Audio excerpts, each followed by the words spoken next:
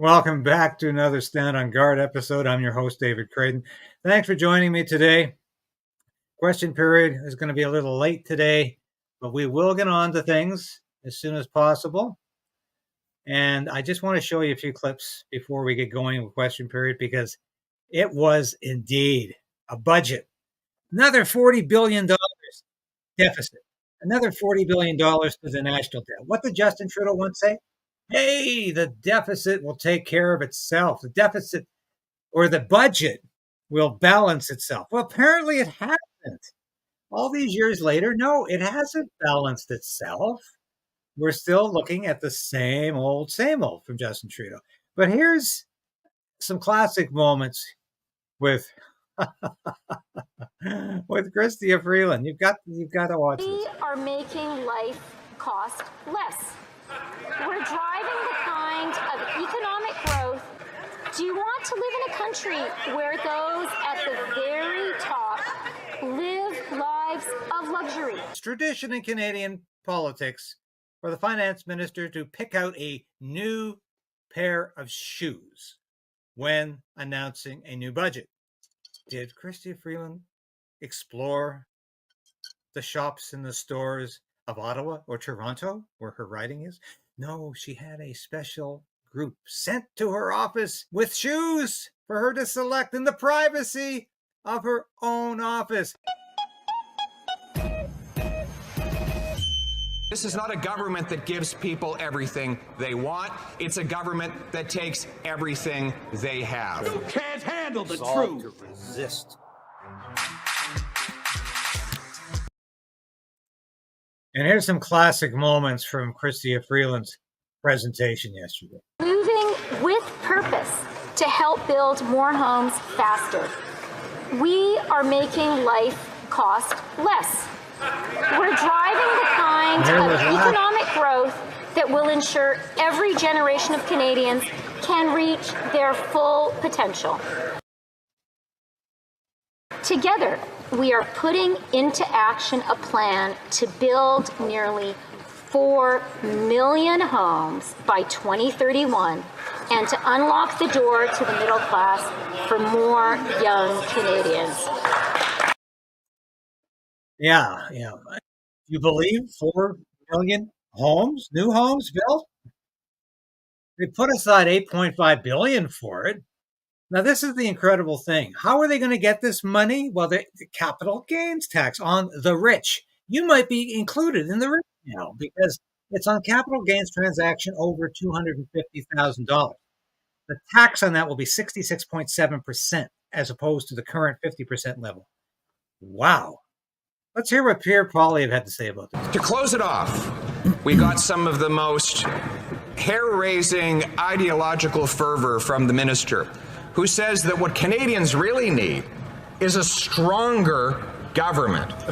Well, they have created a stronger government in order to make for weaker and more suffering people. This is not a government that gives people everything they want. It's a government that takes everything they have. But the good news, Mr. Speaker, is we want big Canadian citizens with a smaller and more efficient government where the state is servant and not master, where our priorities are clear: to axe the tax, build the homes, fix the budget, and stop the crime. And as soon as the NDP takes away its support from this Prime Minister, we will have a carbon tax election where the people will be able to make that decision for themselves in a country where they can earn powerful paychecks that buy affordable food, gas, and homes in safe neighborhoods. The country that we all knew and still love, a country based on the common sense of the common people, united for our common home. Your home, my home, our home. Let's bring it home. So, of course, why are we so much in debt in this country? Because Trudeau spends twice as much as he takes in. That's why he's taking in more. He's going to tax us higher. And where are some of that of those billions of dollars going to Ukraine. Keep spending the money. Keep sending it away to Ukraine. Keep sending it to Trudeau's friends. This is the most corrupt government, I believe, in recent memory, certainly. I think in Canadian history. This Prime Minister has demonstrated unalloyed narcissism in his attempt to fool Canadians into thinking he actually has half a brain and that he can run a government. And he cannot. He's running the government in such a way that he's running the country into the ground. This is quite clear. We need a change of government. And I don't know where the NDP is going to go next, because the carbon tax is killing NDP MPs as much as it's killing Liberal MPs. They might be jumping ship, maybe just after they get what they want from this budget. I don't know about those MPs who need to stick around until late October, but anything is possible in politics, especially when the stakes are so high. And we're talking about the country. So we will be going to question period. And I promise today it's not going to be a rerun. Sometimes you get so wrapped up in the work. You've got interviews to do. You've got a story to do in the budget. And I completely missed the fact that question period was called up. So I'm not perfect, even though I worked in the Hill for 8 years. Sometimes I make some pretty elementary mistakes. Thank you for your loyalty. Thanks for tuning in today. And I think we can do a bit better. But why is Canada on the verge and the precipice of catastrophe? We have a prime minister who gets $406,200 a year for being one of the worst leaders in the Western world. In the world. And this is clearly another aspect of a parliament that rubber stamps pay increases every year. And this is an outrage. So I encourage you once again, if you haven't seen my interview with John Carpay, the founder and president of the Justice Center for Constitutional Freedoms, please have a look at it, because we need to fight the online harms bill. We need to hear more about it in question period. We need to hear more about it from the official opposition.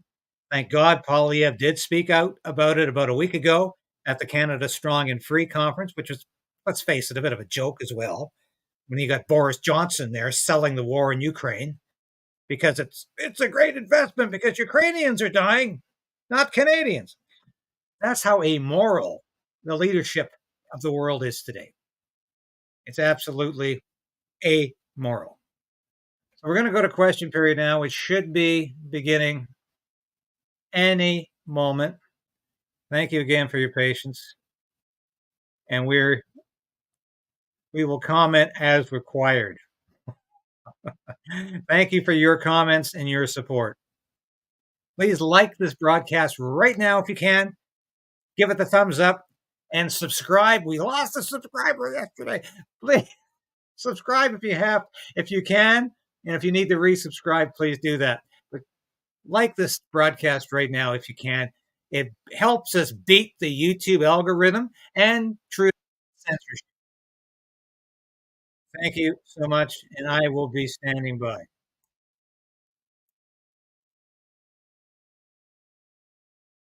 23% after Canadians told him to spike the hike. He's not worth the cost. It's time for a carbon tax election. The NDP need to stop protecting their leader's pension and propping up this corrupt prime minister. Let Canadians decide whether they want more liberal NDP corruption and more of the same, or a common sense conservative government that will axe the tax, build the homes, fix the budget, and stop the crime. Let's bring it home.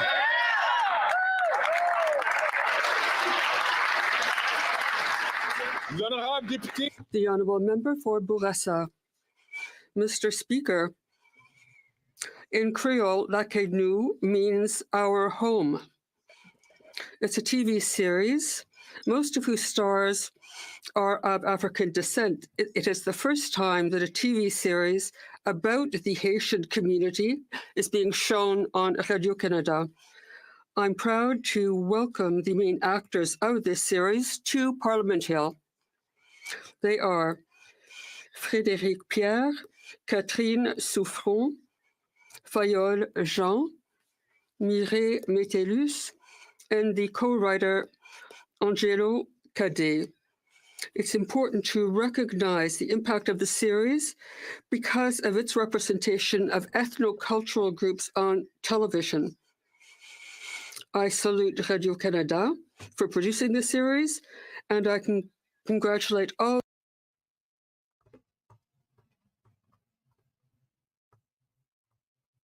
future. Thank you.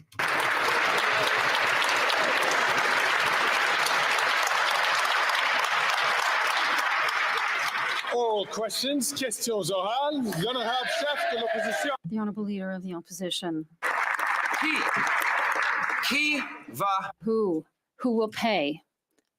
Who will pay for this $50 billion orgy in new inflationary spending? It's not going to be those who are able to hide their wealth, nor the billionaires who invite the Prime Minister to private islands. They'll hide their money. Who will pay? The same person as always. You will pay. You who are losing your homes because of the rising interest rates. You, the ones who are paying too much taxes, who can't feed your kids. Why pay for him?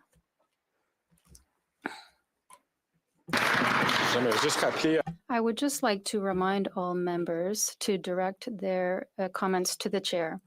The Right Honourable Prime Minister. Mr. Speaker, the Canadian economy cannot succeed if young Canadians cannot succeed.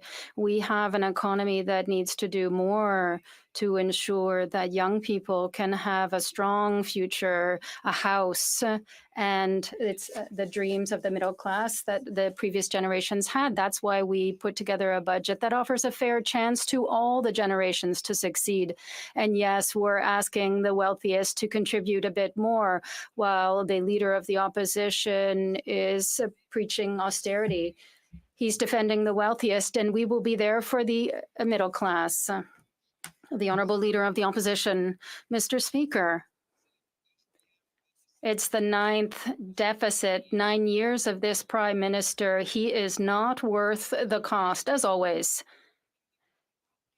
Canada is not a fair country for young generations after 9 years of his government, which doubled the cost of housing, doubled rents, doubled the national debt. Why wait for a different result with the same old approach? The Right Honourable Prime Minister.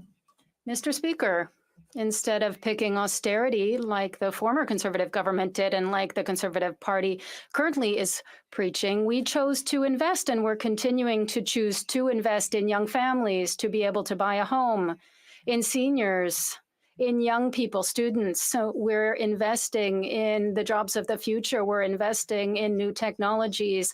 This is a choice that we're making to invest in Canadians, because that's how you build a stronger economy. The Conservatives can continue to encourage cuts and austerity. We will continue to invest for the betterment of Canadians. The Honourable Leader of the Opposition. Who pays? Who pays for this latest $50 billion orgy of spending by this costly Prime Minister? We know who won't pay. It won't be those with trust funds that protect their millions of inheritance like the Prime Minister, nor the billionaires that invite him to their private Caribbean islands. They'll hide their money. You know who will pay? You will pay. You, the welder or waitress who can't pay your mortgage because he's inflated the mortgage rates. You will pay because he carbon taxed your food and now you can't feed your kids. Why should you pay for him? Yeah.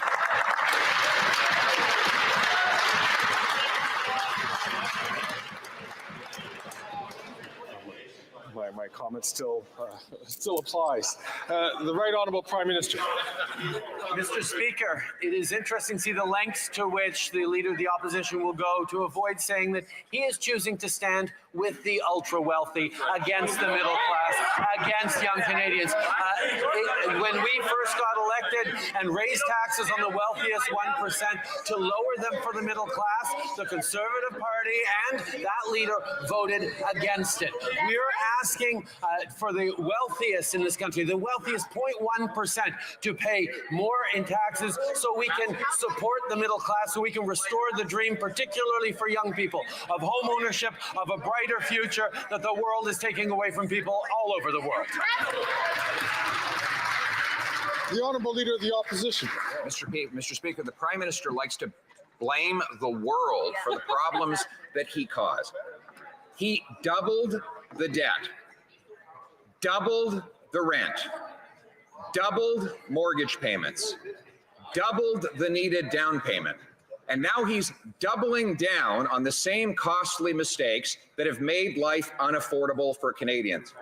When will this Prime Minister realize that he's not worth the cost and that repeating the same thing 9 times and expecting a different result is the definition of insanity?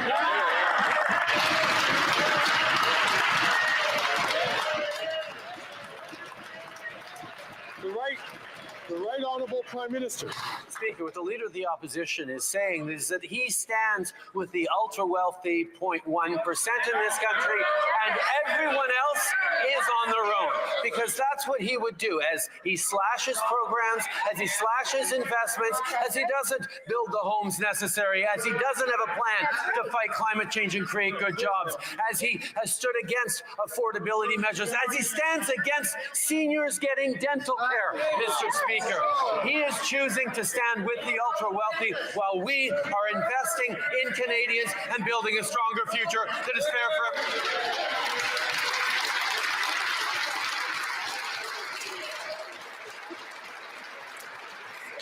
The Honourable Leader of the Opposition. Mr. Speaker, he is the ultra-wealthy. He hid his family fortune in a tax-sheltered trust fund so he wouldn't have to pay the same tax as everyone else. He vacations with the ultra-wealthy on their private islands in tax-preferred locations where they can hide their money and avoid paying their fair share here in Canada. And now he's paying off the ultra-wealthy by spending $54 billion on debt interest, more than on health care. Why give more money to the ultra-wealthy bankers and bondholders instead of the nurses and doctors? The right Honourable Prime Minister. Speaker, this is a budget that invests in fairness for every generation by asking the ultra-wealthy to pay a little more. And, Mr. Speaker, the Conservative Party is choosing to stand with the status quo, stand with the ultra-wealthy, instead of saying, yes, we need to invest in young people. We need to build more houses. We need to support seniors with dental care. We need to create more spaces in childcare. We need to deliver hundreds of dollars a month tax-free in a disability benefit. These are the things we will be doing. Those are the things that they stand against.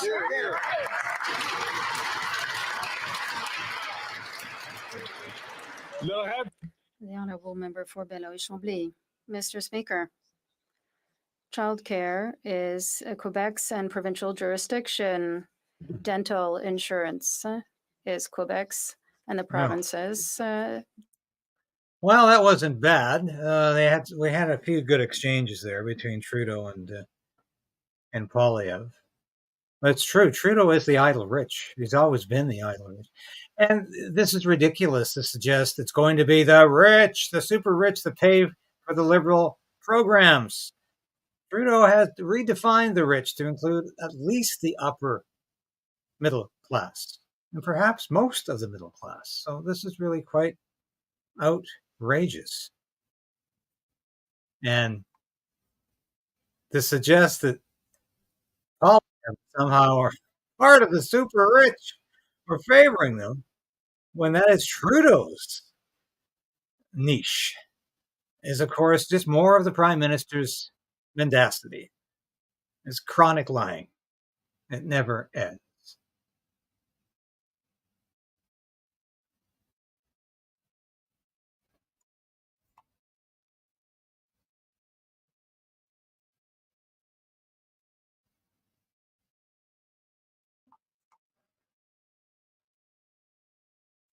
I don't know, George. I'll have to look into that this. one. And we'll put the blockhead And back I'm on. still proud to be a Quebecer, but in my case, I'm so proud that I have confidence in Quebec, and I think that this should be a country. And I'm not sure that he has the same amount of confidence. Can the Prime Minister recognize that all these interferences in Quebec and provincial areas of jurisdiction are funded exclusively by the everlasting fiscal imbalance? The Right Honourable Prime Minister. Mr. Speaker, I am so proud to be a Quebecer that I find my place in Canada like all Quebecers do. We are proud to be Canadians and to be Quebecers, and for most of us, there is no choice to be made between the two. We can be proud of being Quebecer and a Canadian at the same time. We will continue to be there to invest hand in hand along with the province of Quebec to deliver for Quebec, as we do with our partners across the country. But in fact, Quebec is often ahead when it comes to social issues and social programs and investing. And that's why we model much of what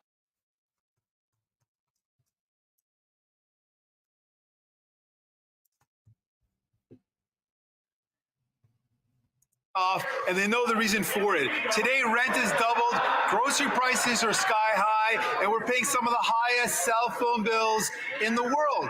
The reason is because of corporate greed. This Prime Minister refuses to take it on, and the Conservatives, they're afraid anytime we mention corporate greed because they want to defend those corporations. So when will the Liberals finally take on...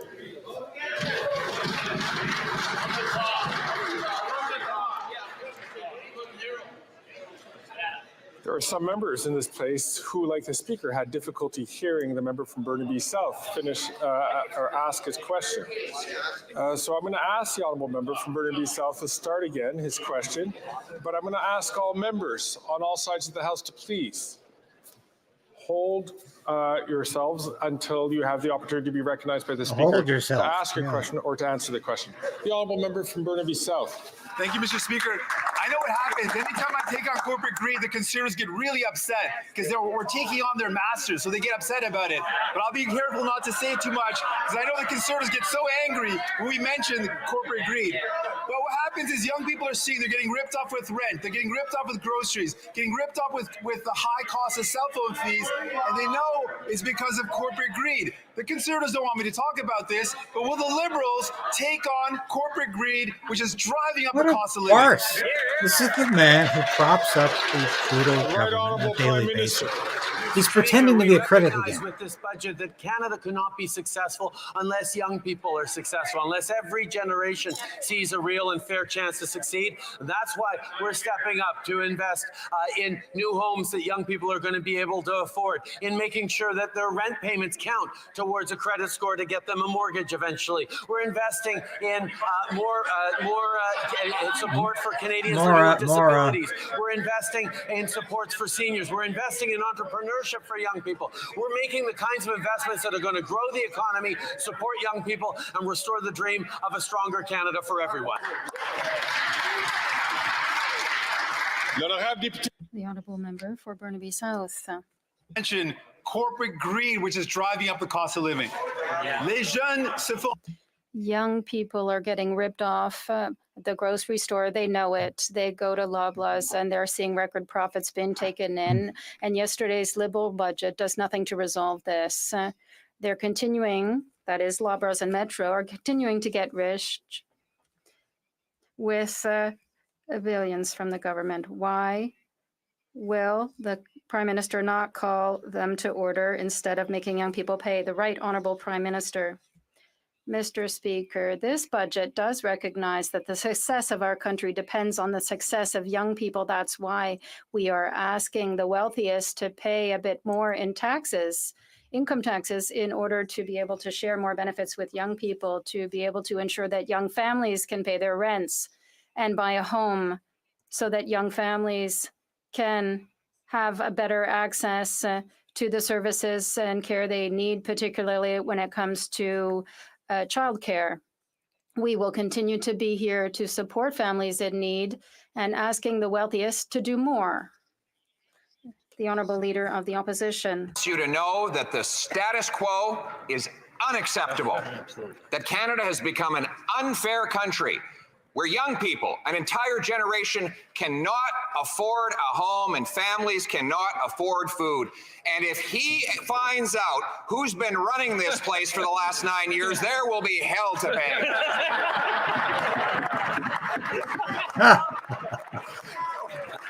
Will the Prime Minister complete his investigation and tell us who's been in charge for the last decade?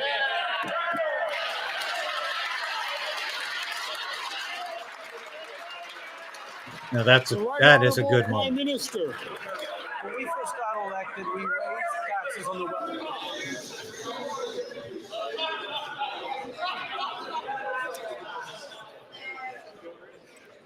The Right Honourable Prime Minister.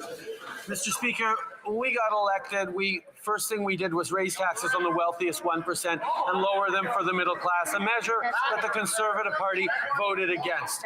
We've continued to invest in young people, invest in standing up a national housing strategy after the previous government had completely ignored housing. And the former housing minister, who is now leader of the opposition, was responsible for creating exactly 6 affordable homes in his time as minister.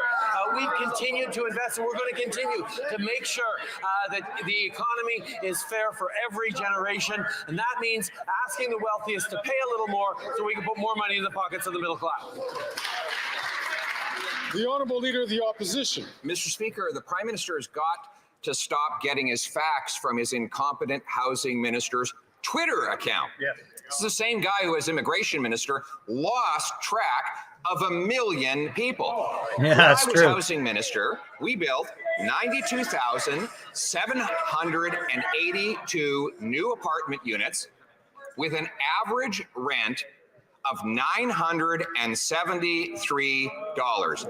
How many apartments will the Prime Minister build at the price of $972 a month this year? The Right Honourable Prime Minister. Speaker, our housing plan is the most ambitious and comprehensive in Canada's history and will unlock close to 4 million homes by 2031.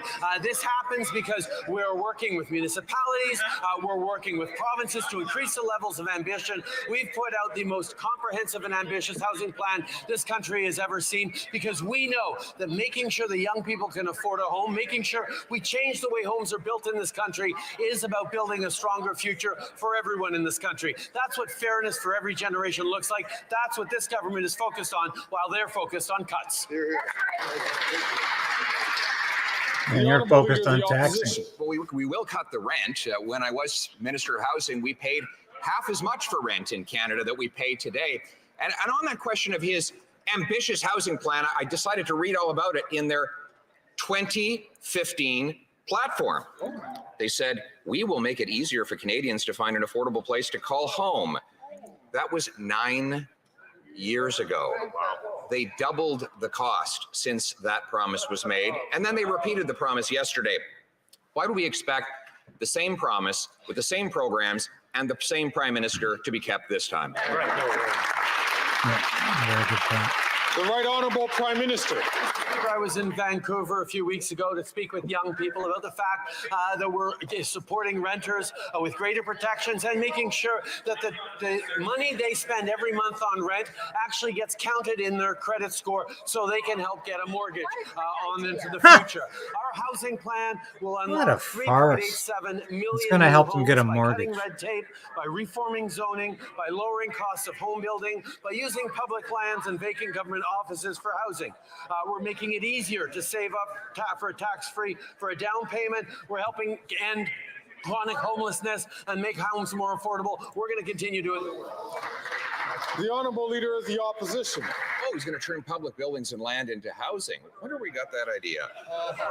Actually, it was, let me quote, "We will conduct an inventory of all federal lands and buildings that could be repurposed and make some of these lands available at low cost for affordable housing." That is from his 2015 budget.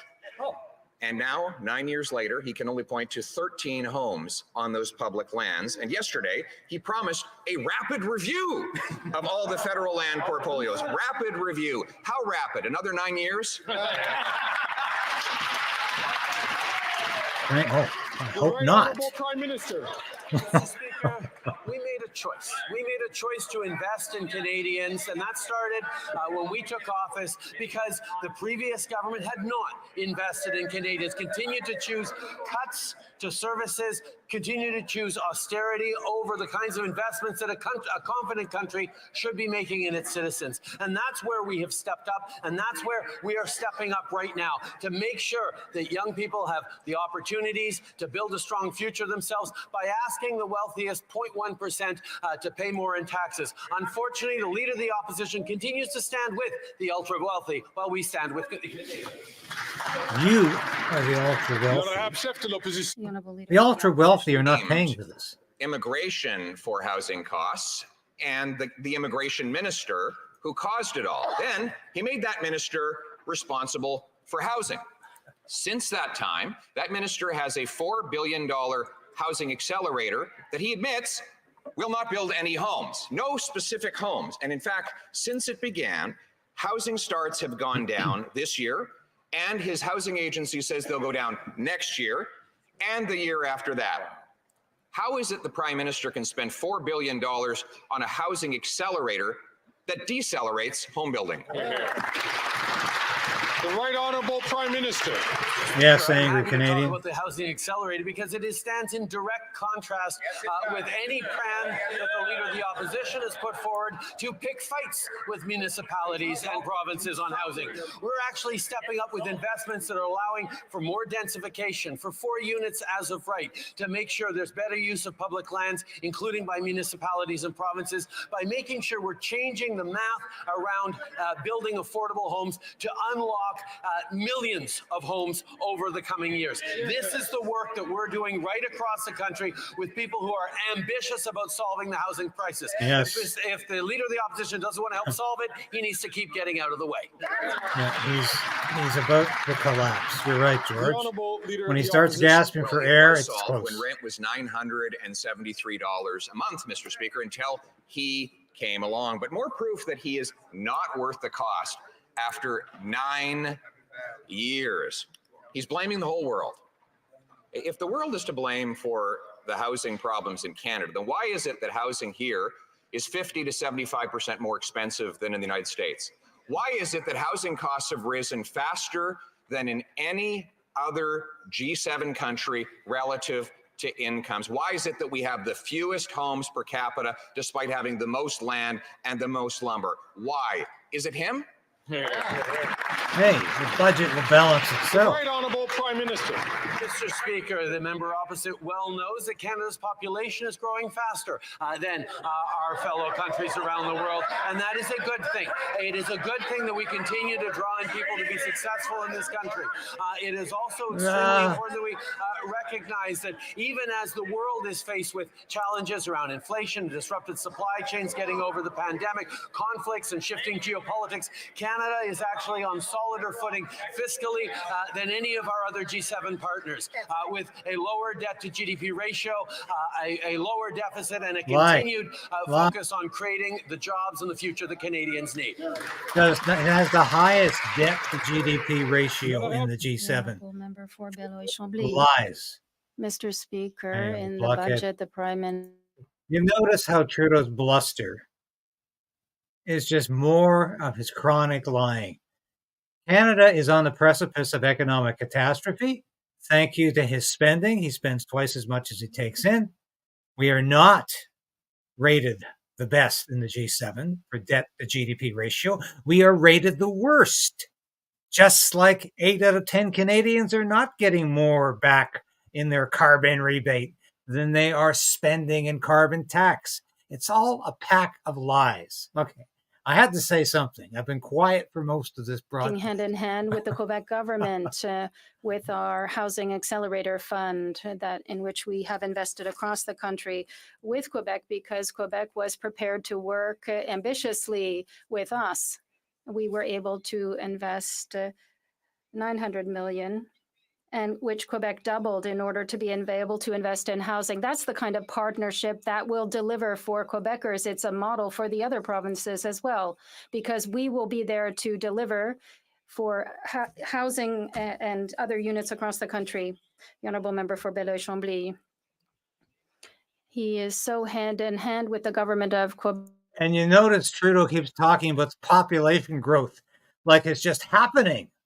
It has nothing to do with mass migration. It has nothing to do with open borders. It has nothing to do with just letting in anybody who wants to come to Canada. It's just a phenomena that just seems to transpire. And this is the way the man reasons, or the way the man cannot reason, because he's incapable of doing so. Responsibility. The Right Honourable Prime Minister. Mr. Speaker, once again, the Bloc is only trying to squabble with Ottawa, and we are here to work in partnership with the government of Quebec. And in fact, we're not always going to agree on everything. That would be a little too boring. We need to have some kind of creative tension. No, we don't want to disagree with the separatists. What has happened with regard to the housing investments in the future, the manufacturing future of Quebec, and investments that are creating solutions with long-term jobs for Quebecers. We're here to work in partnership, and we will continue to do so. The Honourable Leader of the Opposition, without his centralizing ideology, the Prime Minister would admit that housing is a federal jurisdiction. So the results are in his hands. Montreal has seen an increase of 200% in rent in the past 9 years under this Prime Minister, who is not worth the cost after all his interference in Quebec's area and provincial jurisdiction. He has managed to increase the cost. Will he take this responsibility and the blame personally for having increased the cost of housing? The Right Honourable Prime Minister. Mr. Speaker, we see quite clearly the Conservative leader's philosophy. It's that to stand with the wealthiest and to tell everyone else, well, you're alone. We're not going to be there to support you. That is what he says when he pushes austerity and cuts. We have chosen to work in partnership with the Mayor of Montreal, with the Premier of Quebec, it's with not the even an premiers American across the country thing anymore. in order to work together They are to open build housing, for business, for domestic to respond to the inmates. pressures that we're experiencing in Canada as elsewhere in the world. We are here to create a stronger and more fair future for the next generations. That's what this budget is doing. The Honourable Leader of the Opposition. Says that this is all about fairness. Well, we'll take him at his word and read the story of Emily, who told the Toronto Star that she could afford a home in 2015 with a mortgage $2,000. But after this Prime Minister's inflationary deficits ballooned mortgage rates, she lost her home, and now she rents a small apartment for $4,000 a month. So small, she says she can smell her own neighbors. Has the Prime Minister been fair to Emily? The Right Honourable Prime Minister. Mr. Speaker, our economy can't succeed unless young people are successful. And that's why the focus in this budget is on fairness for every generation, which is why we are asking the wealthiest 0.1% to pay more in taxes to be able to support families like Emily's and others across the country that have lost the dream of home ownership because of the way the global economy is going, because of pressures that they're living. This is why we're continuing to step up.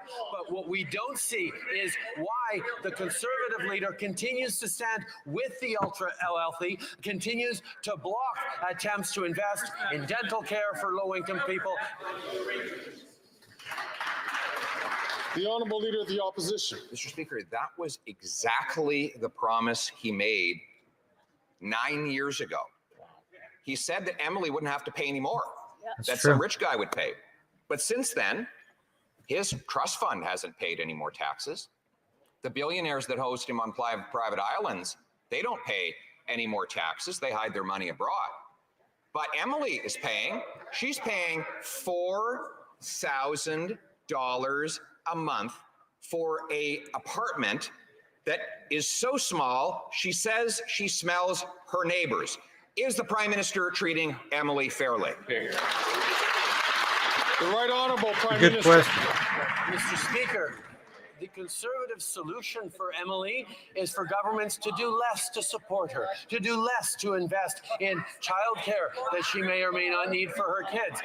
The support now for she her has parents kids or grandparents who can go to the dentist now because of a Canada Dental program that the Conservatives have blocked. The investments that are going to actually support building more infrastructure in her community, whether it's public transit and, quite frankly, the investments that are going to ensure more apartment buildings, more affordable rentals, more affordable homes are being built. He wants to do less for Emily. We're doing more.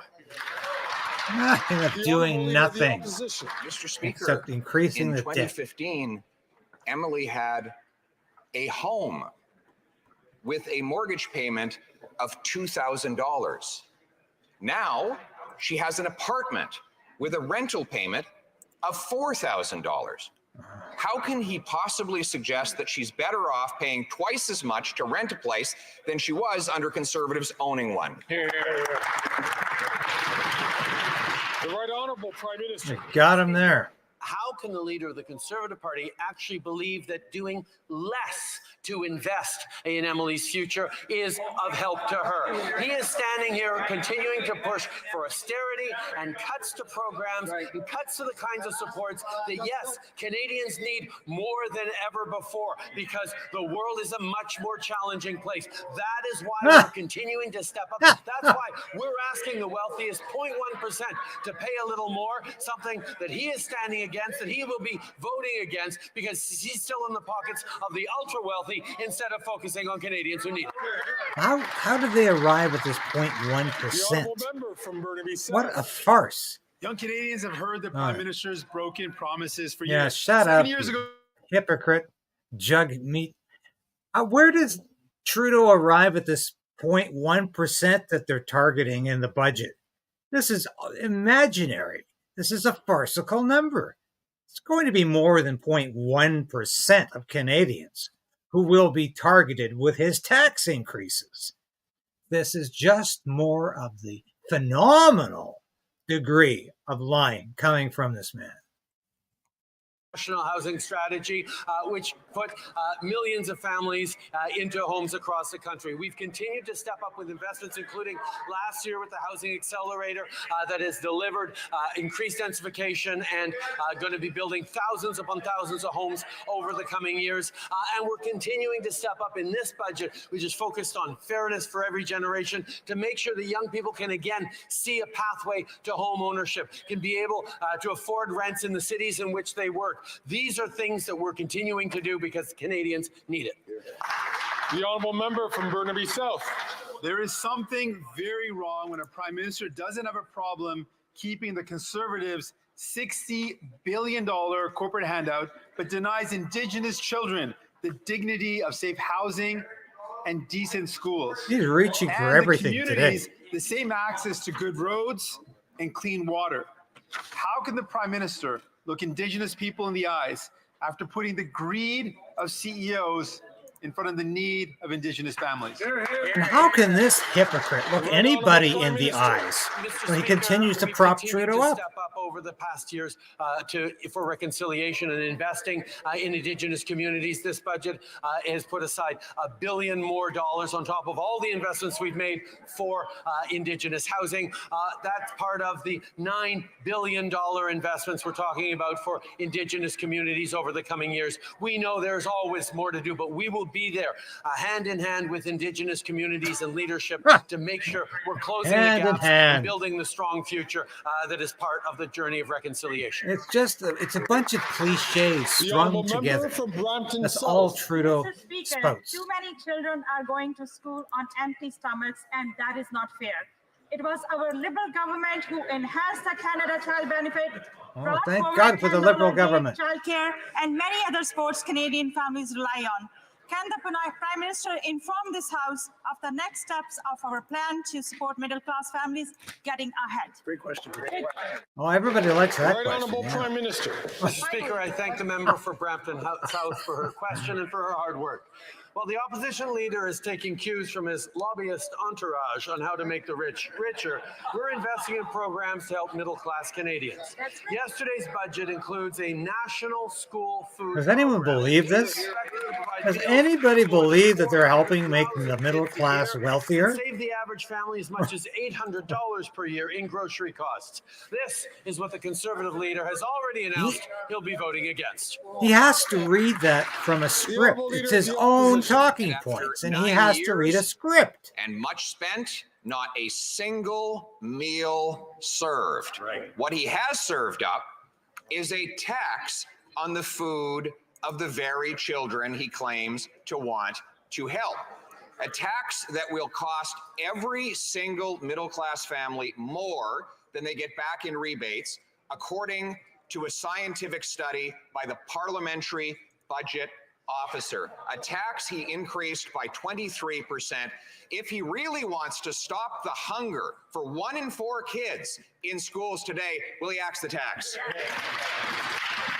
The Right Honourable Prime Minister. Mr. Speaker, just this past Monday, millions of Canadians received the Canada Carbon Rebate. Did you receive it? Anybody more money in the pockets of 8 out of 10 Canadian families across the jurisdictions in which here either. According to the Parliamentary Budget Officer. 8 out of 10 families, which is middle class and lower income families. But the Leader of the Opposition chooses to stand once again with the wealthiest families, the ones with big indoor swimming pools and 9 big cars. Those are the things they're choosing to stand with because we're putting more money back in the pockets of Canadians. You're taking more money out of the pockets of Canadians. Mr. Speaker, the Prime Let's Minister get this thinks straight. anyone who puts gas in their car is rich and needs to be made poor. He thinks any single mother who's not already pouring water in her children's milk is too rich, and he wants to make her poorer. He That's thinks good. that families that are heating their homes in big, cold Canada are too rich, and he wants to make them poor. A little bit rich, coming from the guy who stuffed his family fortune in a tax-sheltered trust fund and helps his billionaire island friends avoid paying their bills. So why doesn't he stop taking from the have-nots to give to the have-yachts? Hear, hear.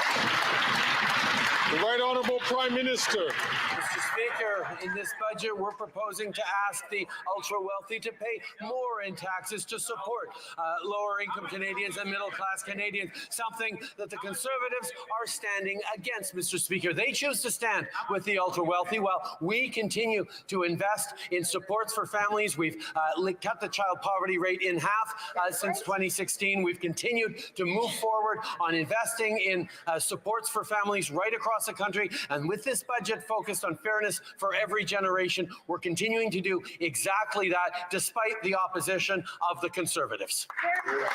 The Honourable Leader of the Opposition. Not the opposition, the Conservatives he needs to worry about. It's the Liberal Premier of Newfoundland and Labrador. Quote, on the carbon tax in particular, the Prime Minister has tried to bait me at times with certain ad hominems and name-calling almost.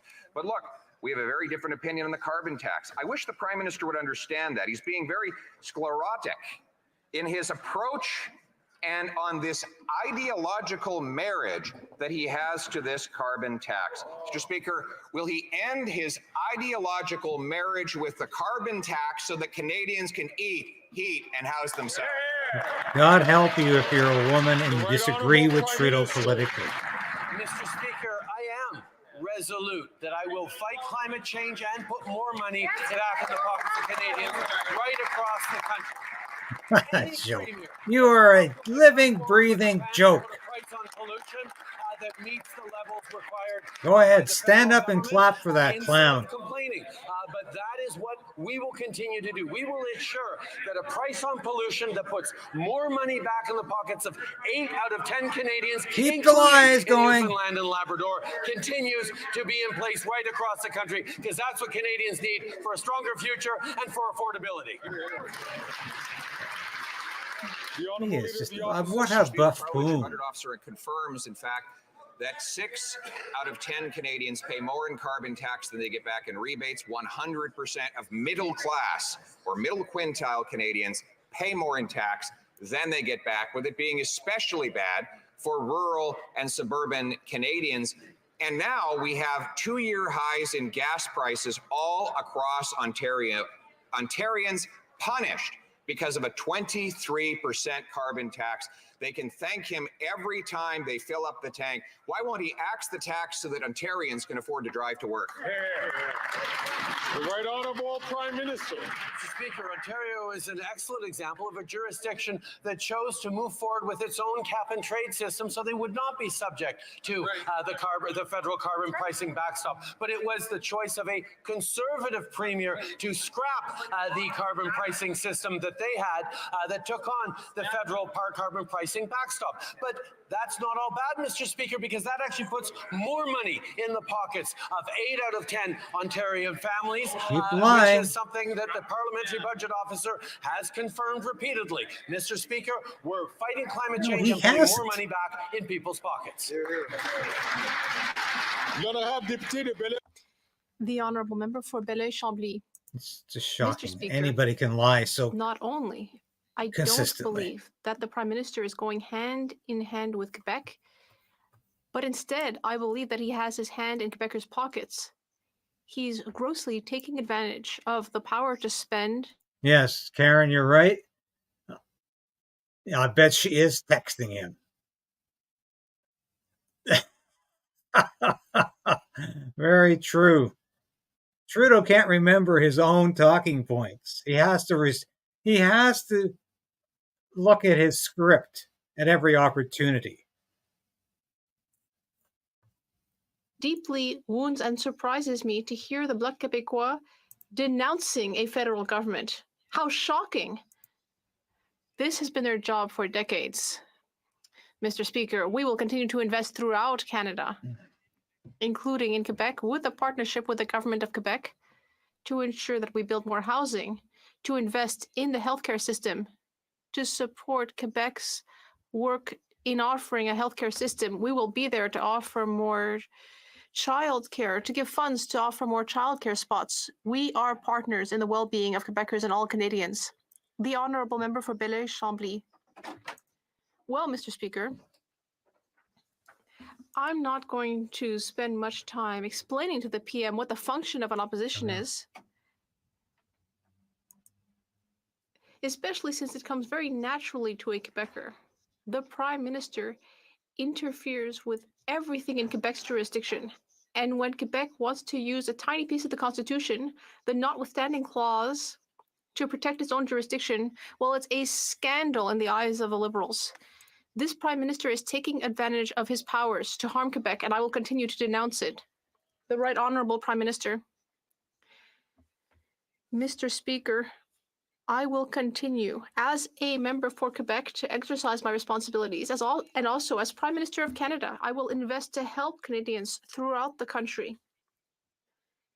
And that includes investing to create more housing in Quebec, investing in a partnership for health, to invest in opportunities for Quebecers in the years to come, invest in good jobs, good careers, in a green economy.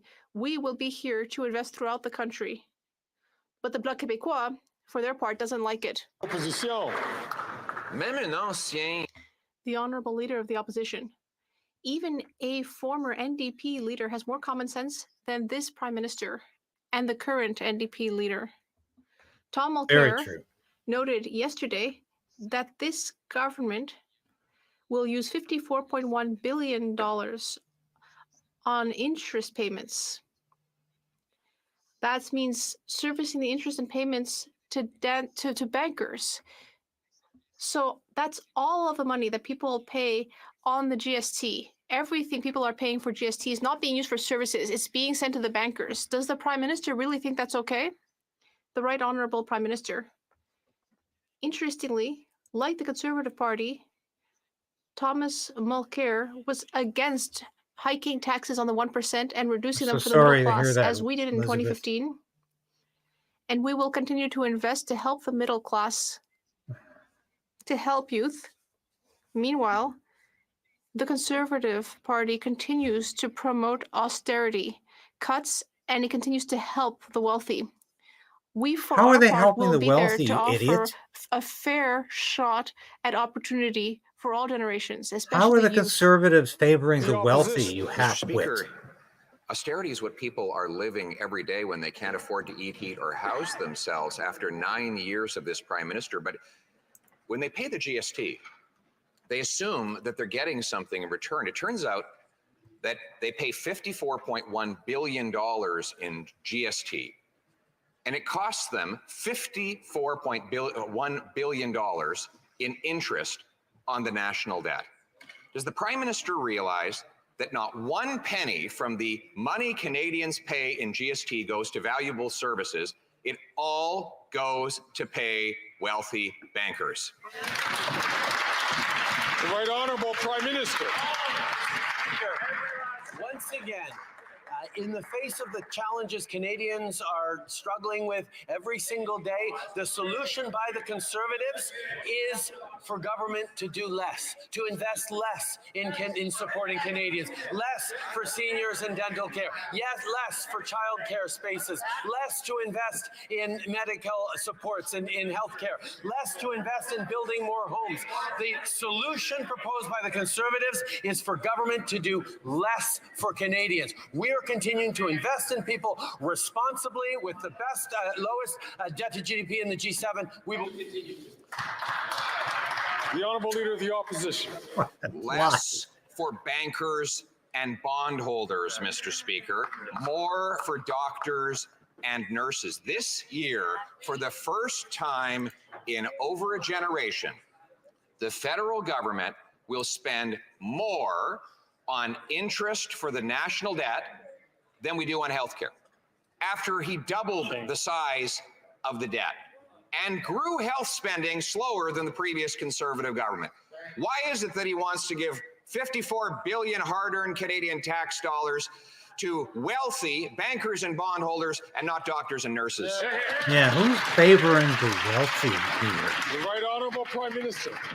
Speaker, that would perhaps be a more credible partisan argument if it wasn't for the fact that the Conservative Party consistently stood against investments to support Canadians.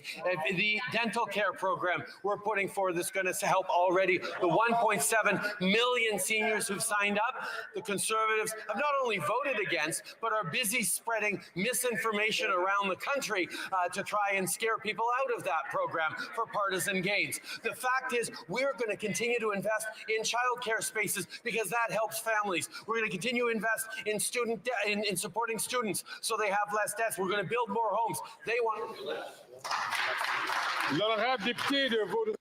The Honourable Member for Vaudreuil-Soulanges. Mr. Speaker, Canada's entrepreneurs and skilled workers are our biggest resource.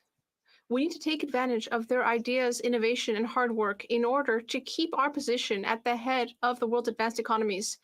Can the Prime Minister tell the House about the new measures in the budget which will support not only our workers but also the Canadian economy? The Right Honourable Prime Minister. Mr. Speaker, I'd like to thank the member for Vaudreuil-Soulanges for his question and his hard work.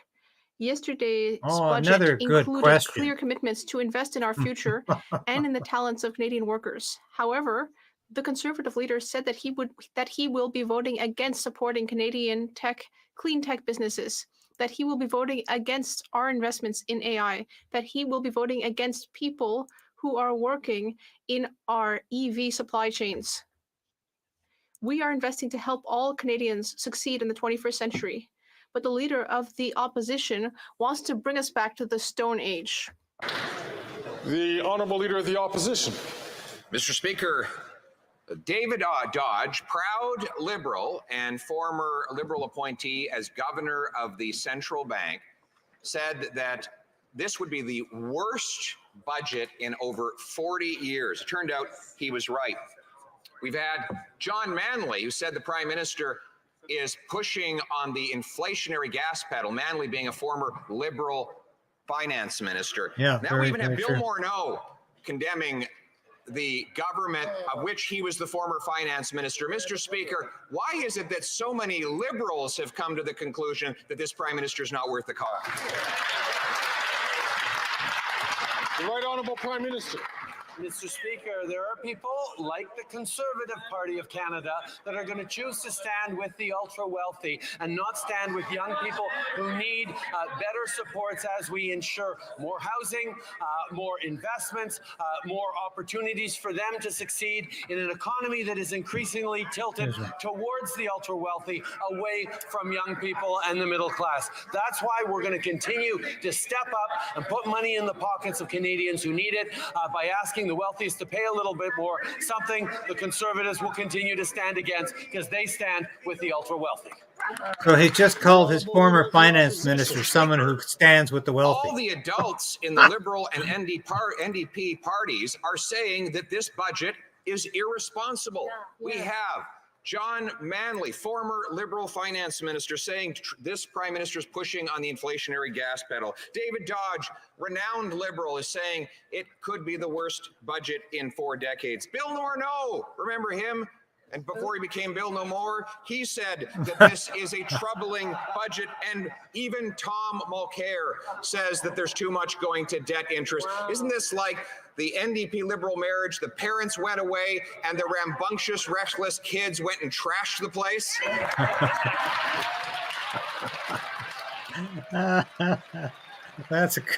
That was a good question.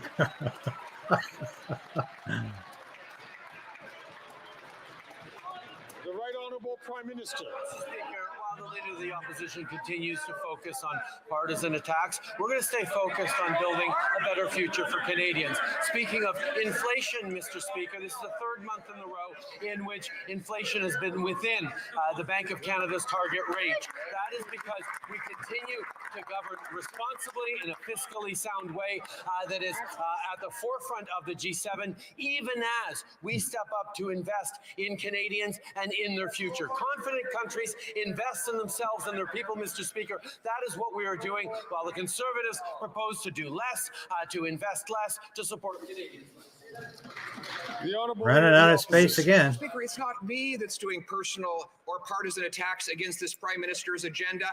It's his fellow Liberals and New Democrats. It's his coalition partner who simultaneously attacks everything he does and then enthusiastically stands up to support it. It's the prime minister who attacks his immigration minister for letting the system get completely out of control and then attacks himself for doubling housing costs, making life so unfair. If they're so busy attacking themselves and their own record, why don't they just call a carbon tax election so Canadians can vote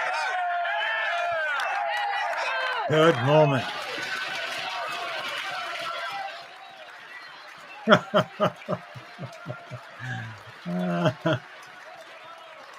I tell you, he's got Trudeau on the ropes again today. Clearly, he's pummeling Trudeau. Excuse me.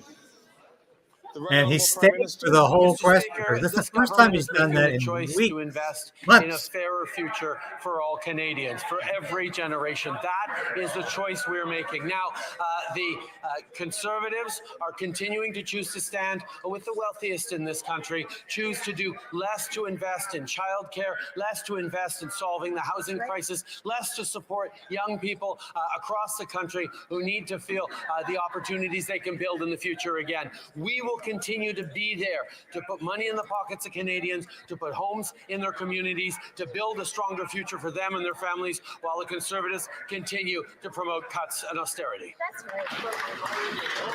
The Honourable Member from Calgary Skyview.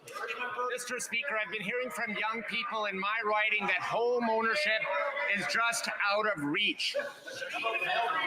Well, I ask honourable members please to listen to their whips. Well, Dan, once in a while, sorry, Don, once in a while, Mr. Speaker, I've been hearing even from Trudeau young people in my has riding to do that a day's home work. ownership is just out of reach. Or at least an hour's work. Our 2024 budget puts forward the government housing plan to build more affordable homes faster and making it more affordable to buy or rent. Can the Prime Minister please share with this House how the government plans to support young people. The Right Honourable Prime Minister. Mr. Speaker, I thank the member for Calgary Skyview for his continued advocacy and his hard work. We've put forward the most ambitious housing plan in generations. Our plan will help build more student housing on or by campus, link infrastructure dollars to housing conditions to ensure new apartments are built near public transit, make it easier to save up for a down payment and qualify for a mortgage. While the leader opposite has no real plan, we are delivering for Canadians. What are you delivering? A cartload of crap. The Honourable Member from Port That's what he's delivering. $200 a month? That's what the Liberal government thinks Canadians with disabilities are worth. The Liberals said that their long overdue Canada Disability Benefit would end poverty for persons with disabilities. But what they've offered isn't even enough for groceries for a month.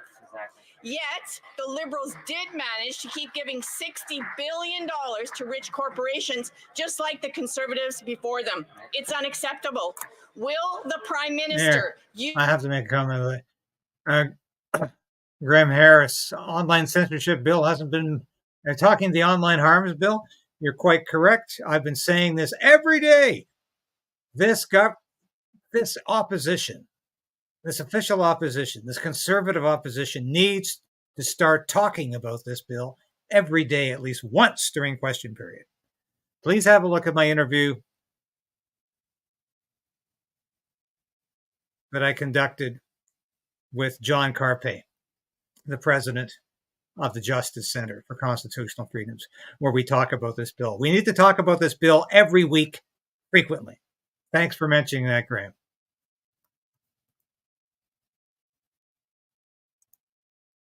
He's rapidly going through that one.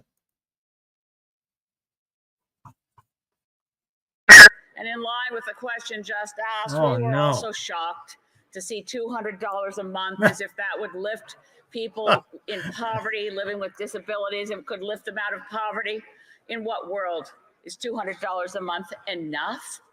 And at the same time, the Red Dress Alert Initiative, $1.3 wouldn't pay your bills, I'll tell you that. over 3 years. Stolen sisters versus stolen cars. The cars get $47 million right away. Can the Prime Minister explain, this is fair? Is this just? The Right Honourable Prime Minister. Mr. Speaker, this government has recognized for many years that Canadians living with disabilities are facing extreme challenges and disadvantages in our economy and in our communities. That's why we've stepped up regularly over the past years with initiatives to keep Canada, to reduce barriers in Canada and to create a Canada Disability Benefit. We are now moving forward with that at the cost of over $6 billion over the coming years to put hundreds of dollars a month tax-free in the pockets of families with individuals with disability. There's those pockets again. There is always more to do, but this will help. That will conclude oral questions. That will conclude. Well, thank you, folks, for watching today. I appreciate your attention. And the budget really was a complete farce, let's face it. And even as Paulia pointed out, so many former prominent Liberals are calling this budget a complete failure and disaster. Trudeau only survives on the strength of his very weak scripts. This is the most effete Prime Minister in history. This is the most inept Prime Minister in history. This is the most fleeting Prime Minister in history who has somehow survived in the House of Commons for 9 years. It really is time to say goodbye. It really is time to say adieu, Mr. Trudeau. You haven't worked hard enough. You have done nothing. And stop saying your adversaries are the ones supporting the super rich, because you and your friends are the super rich, and you are the ones, your globalist allies, are destroying the middle class in Canada, are destroying the working class in Canada. You have your boot on their neck and you want them to cease to exist in this country. So let's stop the BS, let's stop the rubbish, let's stop the garbage, and let's stop pretending that you care for anything except your political future, whether it be as Prime Minister or as a job with the WEF or the United Nations, because that's where you belong. Those are your friends. Those are the people who really appreciate you. Canadians have completely lost confidence and faith in your leadership. Thanks for watching today, folks. I'll be back again tomorrow with more.